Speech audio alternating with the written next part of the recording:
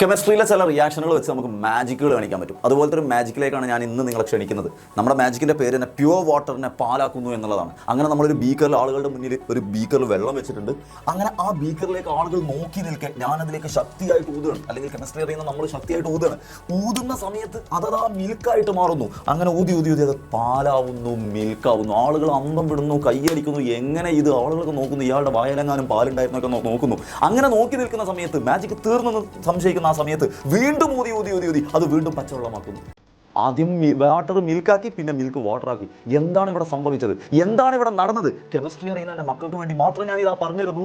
ഇവിടെ നമ്മൾ വെള്ളമെന്ന് എടുത്തത് കളർലെസ് ആയിട്ടുള്ള ലിക്വിഡാണ്, ശരിക്കും വാട്ടർ അല്ല. ഇത് ചുണ്ണാമ്പ് വെള്ളമാണ്. കെമിസ്ട്രിയിൽ നമ്മൾ ലൈം വാട്ടർ, കാൽഷ്യം ഹൈഡ്രോക്സൈഡ് എന്നൊക്കെ പറയുന്ന ചുണ്ണാമ്പ് വെള്ളമാണ് ഇവിടെ എടുത്തത്. എങ്കിൽ എൻ്റെ മക്കളോടാണ് ഇനിയുള്ള ചോദ്യം. ഈ ചുണ്ണാമ്പ് വെള്ളത്തിലേക്ക്, ഈ ലൈം വാട്ടറിലേക്ക് ഊതിയപ്പോൾ എന്ത് സംഭവിച്ചു? അത് മിൽക്കാവാനുള്ള കാരണമെന്ത്? ആ കളറാവാനുള്ള കാരണമെന്ത്?